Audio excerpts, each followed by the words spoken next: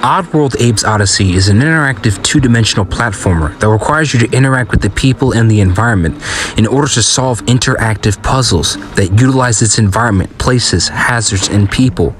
You must communicate. You must solve complex mind puzzles, and they aren't just puzzles. You're interacting with other people. Hello. Or mudokons. Hazards and places, they all move. They are like a Ruby Goldberg machine, and it's all connected and it's all interactable. This philosophy is taken to its absolute pinnacle and extreme. This game takes it to a whole new level and takes it quite far. Abe's Odyssey is an interactive game, full to the brim of atmosphere and tone. It is all interactable too. As the more you interact with the environment, the more you realize it's all one big puzzle, and you have to solve it. And it's so much more. The game has a hidden karma mechanic, meaning everything you do has a cause and effect for the environment and the mudokons. The game does not tell you this. It's a natural part of the game's atmosphere and gameplay. How phenomenal.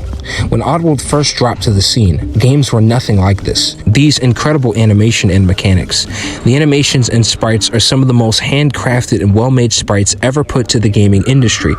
They took it to a whole new level beyond what most games have ever accomplished. This game is more than a game. It's a real alien, grounded, symbolic, and powerful experience. The meaning behind it is also quite apparent and even subtle. You see, Oddworld tackles themes of authoritarianism and nature versus man, and does this in a powerful, subtle, and brilliant way. This entire game's flow and frequency is like a groove. It's all tied together. The sounds, the frequencies, the effects are all connected into one sound. They all flow together, including its soundtrack. The sound effects are like music. They flow with the sound. This game is beyond ambitious. It is beyond ahead of its time. It is the standard of what every game should strive to be. These animations are absolutely outstanding. You'll be watching these Ruby Goldberg-like puzzles because it gets complex. There'll be mudokons everywhere, traps, hazards, and all of it will flow like water. It all works extraordinarily well, and it's unlike any game ever made. Unlike other two-dimensional platformers, this is the single greatest one. It allows you to do things with its environment and people you could never do elsewhere. Possessions, game speak, and interactive two-dimensional puzzles. You can possess enemies and people in the game and control what they do, thus controlling the entire outcome of the area. You can speak to mudokons and move them into different areas to save them from slavery. You can interact with large and vast environments, go on an interconnected adventure, as each area you visit is all explorable, and there's so much to find and discover. So much can kill and obliterate you. You have to be careful. This is one of the most haunting video games of all time, as the atmosphere, music, sound, and frequencies become more intense as you traverse the environment it has to offer. Every area is crafted with art, care, attention to detail, deep, alien, grounded, realistic, artistic direction with sharp edges and realistic look behind its atmospheric environment. It's so immersive, it looks dead-ass real. And its entire environment is just so real and it feels alive, and it just is. Those backgrounds have so much care and detail put into it that it's just alive. Here goes the commandments of Oddworld from one of the developers from what I remember. All images must be realistic. All images must have solidity. All images must be original. All images must be cool. All images must evoke emotion. All images must look alive. They laid this down. Guys, this is some of the most realistic backgrounds I've ever seen. This is CGI and sprite animations ahead to like 30, maybe even 40 years ahead of our time. There are games right now with animations that don't even compare, and that is a fact.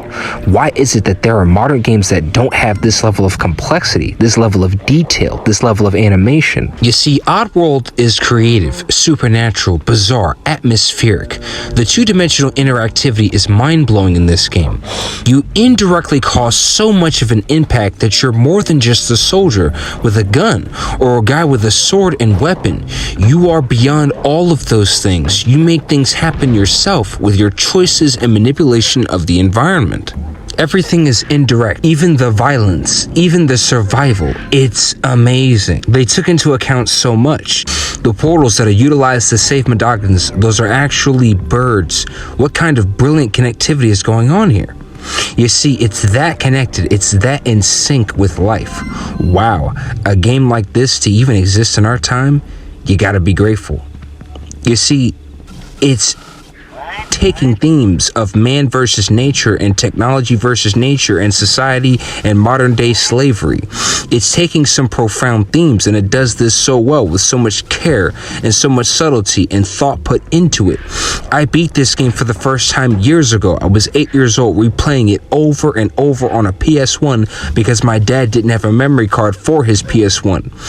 So I had to restart the game every time I wanted to play it. I had to beat the whole thing in one go. So that's what I did, replaying it for months, almost a whole year, until one day in Briar Lake Village, I beat it as an 8-year-old kid with no memory card.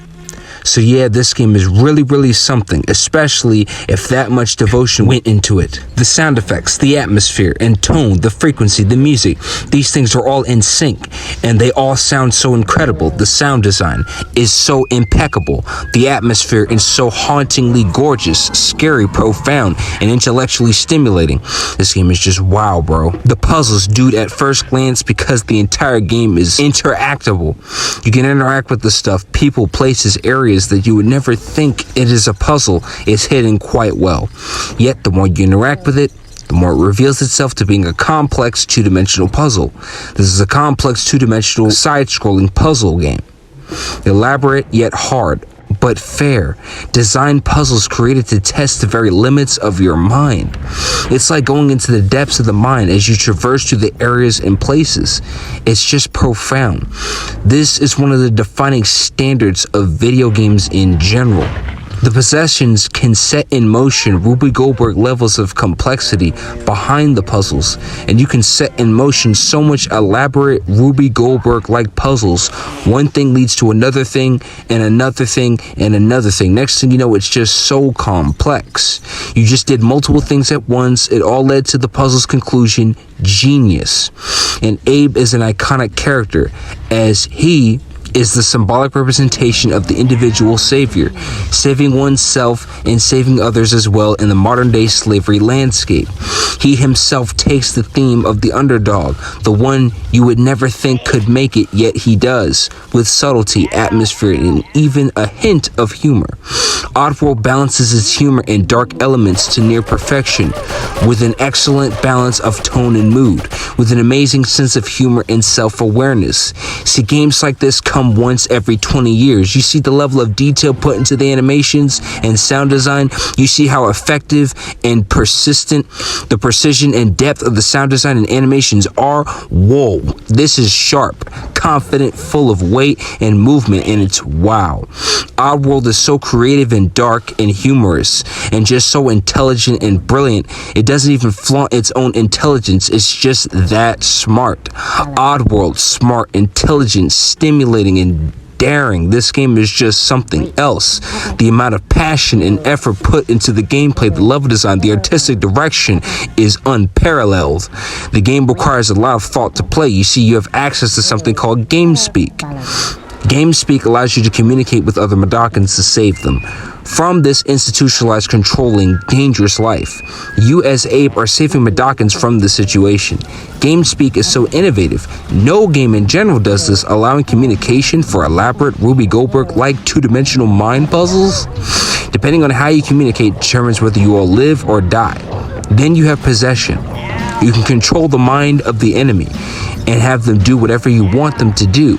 This allows you to solve some of the most complex two-dimensional environments and interactions because it's not just a puzzle, it's an environment that you can interact with. You go on adventures in this game and travel the entire level as if you're traveling. Controlling enemies is a big thing. The game changes its entire functions when you do this. Even the music changes.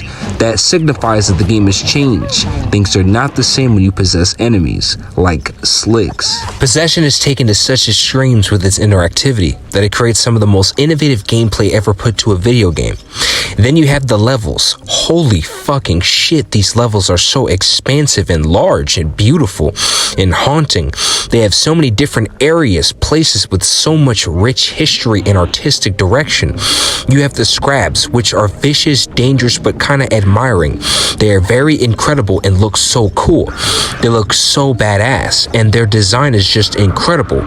Then you have my favorite, Paramites. I love these things. They are weird, creepy, but creative and brilliant. They are such a staple of this world, and seeing them is incredible. They all have their own unique mannerisms and movements. The animations that went into them is insane. It looks like handcrafted movements to the likes in which I've never seen. It took years to even hold a candle to these effects. Years, people. Years. It took years just for games to come close to what this single game accomplished.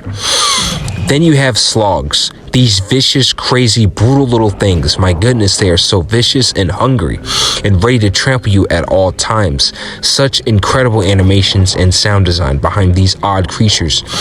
They look so haunting and creepy and bizarre and creative, and man, this is just so cool. Every waking moment is full of tension and weight. How will you solve this situation? How will you interact with the environment? Will you possess? Will you use game speak? Will you lead a Slig to his death? Will you possess and control what the Slig does? Will you pull a lever and cause chaos and save mudokons and cause them to go home to where you all belong? Every second is full of so much tension. This game is hard, really hard. This game is so hardcore, I've beaten it around 100 times and saved around 70 mudokons.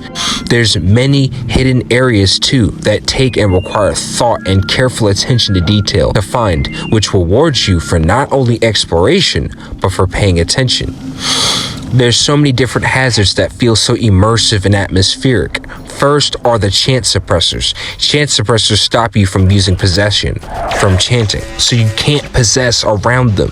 So you have to use your brain and find another way to save the mudokons. They are brutal, constantly electrocuting you for even making the attempt, constantly in the way right when you thought you found a way to get around these Sligs, or to save the mudokons, or to pull a lever. There's so many hazards in this game that are designed with unbelievable creativity, and it's hard. You gotta really think, because you're probably going to die quite often, and when you do, there is a sense of continuity to death. Yes, this game took it that far. When you die, you become birds, and you come back as birds and morph into Abe. Yes, you are that connected as Abe. Holy cow, that is so brilliant. That's creative in general, let alone for a video game. That's something you'd see in a movie or a high-budget Hollywood blockbuster, not a video game from the 90s.